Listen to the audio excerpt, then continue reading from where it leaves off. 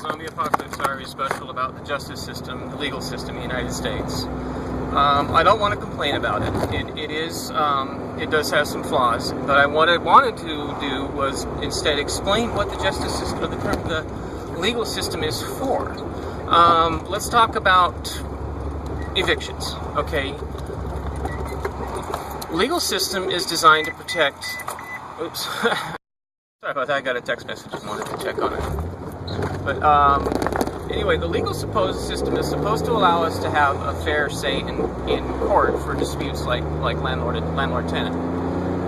In my situation, it's a little bit different. I've been thrown into the eviction court has been designed in such a way, or has been set up in such a way as it just factually favors the landlord, pure and simple. Landlord is completely favored by that system because you have no time to prepare a case for a defense. There is no accountability built into the system to ensure that you're given due process, etc., etc. I mean, people are thrown on the streets because of the system, the way it functions. But the way it's supposed to function is it is supposed to provide a venue for disputes to be settled. And a landlord-tenant agreement is a contractual agreement. It's a civil agreement. So there should be more time than 20 days, for example, for an eviction. That's not an appropriate amount of time. It very heavily favors the landlord because the landlord can prepare ahead of time, can prepare the case, can prepare and hide any evidence they need to hide, and then the tenant is screwed. And the thinking, I believe, is that, well, it's their house, the landlord's house. They're providing a service to someone, and it's a business. No, it's not. It's someone's basic right to dwelling, and you can't just take that away without due process. And we have, unfortunately, created a system whereby due process no longer exists because we favor business over citizens. One thing about that, and this is to all of you who are in business who are sitting there saying, well, yeah, so what? We want our favor. Well, okay, I'm not going to complain, but I want you to think about something. You're a business, but you're also a citizen. Do you honestly want to have yourself put in this position if you're renting from someone else? Like say you're renting. Think about it if you were the renter. Because you very well could be. Yes, you own property now, but it could be foreclosed on, it could be burned down, you could have to rent, and then you'd be in the same situation. So when you think of things like this, when you push for legislation, when you enact things like that, think about both sides of the equation. Businesses fail to do that. They fail to consider that they're also citizens. Businesses are run by citizens. But what we've done is we've created businesses such that they run as machines with nobody really in charge. They run as machines, and they don't benefit the people that they are supposed to benefit. They benefit the few employees, about 12 corporate executives, for example. And that's just not right. I mean, these 12 people are being benefited, or however many people on the board are being benefited at the expense of everyone else. So, not really the best of plans, I would say. Is it after 11? No, it's not. So I'm going to take a left turn.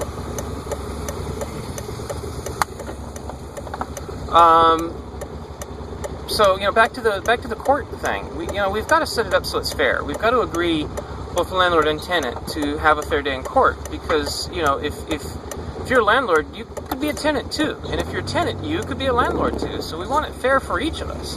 We want it fair on both sides, and that goes for lawyers too. I think that especially goes for lawyers because you could be defending, or you could be, on the other side. And then there's the other aspect of it, the fact that our courts don't actually provide access to people for the legal system. There is no real true access to equal access. It's all about, well, lawyers get this and lawyers get that. You've got to hire a lawyer, and you've got to need a lawyer, you have to have a lawyer, and lawyers only, and lawyers this, and procedures this, and we don't give legal advice. Well, the courts are going around and saying that they don't get legal advice. Well, trying to give someone access, giving people access to the courts is not legal advice.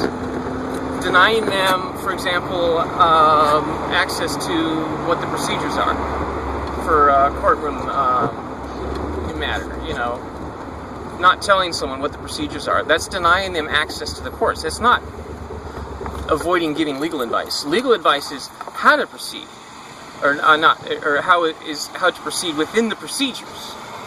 The procedures are the procedures. Helping you understand the court's rules is not legal advice.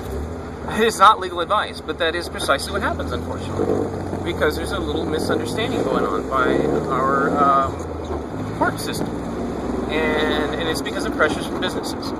And it's this dichotomy of us versus them. It's, zombies versus citizens, primary zombies versus secondary zombies now. It's an artifact of that.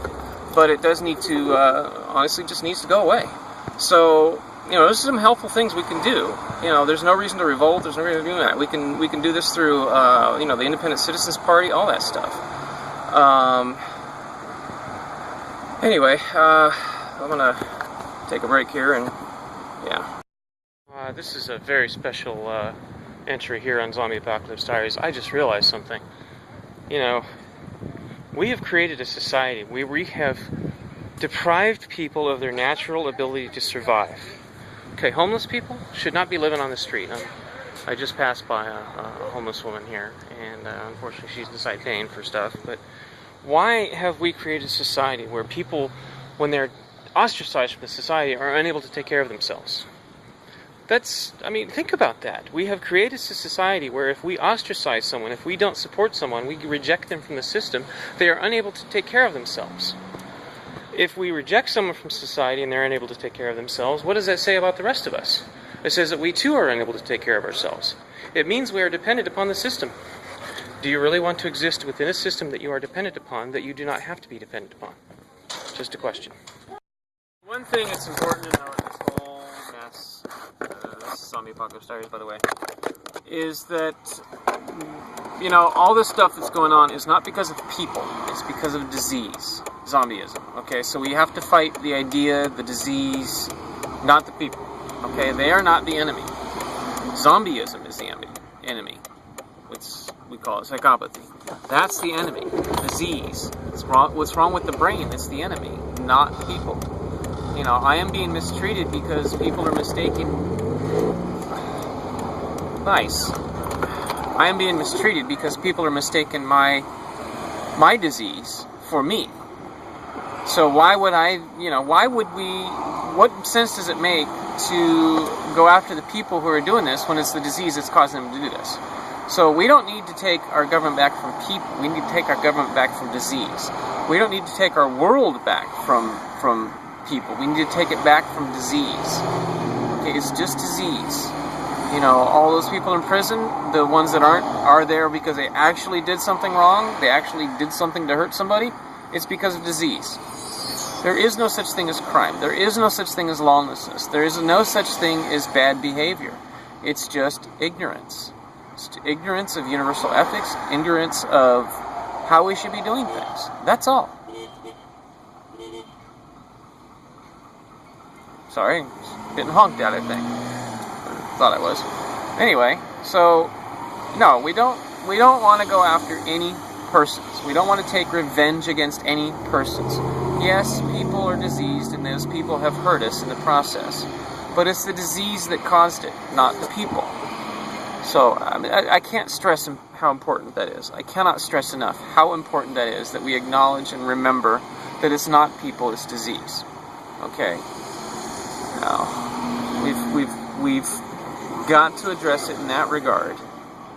We have to understand that, because if we can do that, then they will understand our efforts, our motives. When I wrote to the Department of Defense, I wrote to the Pentagon, to the Army Division, because it's the Army that's the head of the, nice car. I just drove by a Ford Fiesta, which is the same as a Super Justy. I wrote to the, to the Pentagon, to the Army, and suggested they consider a coup, a military coup, under the guise that the people who are in office are diseased, and that to remedy things, we have a independent citizens party, and we have citizens volunteer to take back the government, and then they get screened for psychopathy. That's a solution. That's a great solution. Why not? Why shouldn't we do it that way?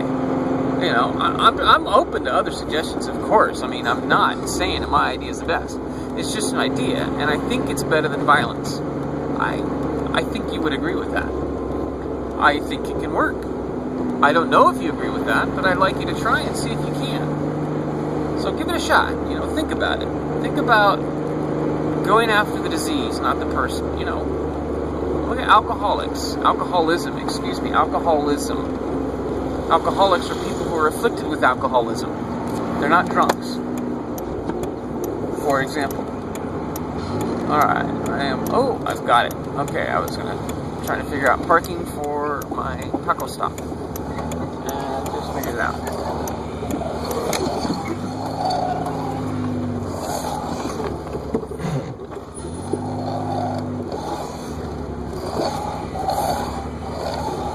Pardon me while I park.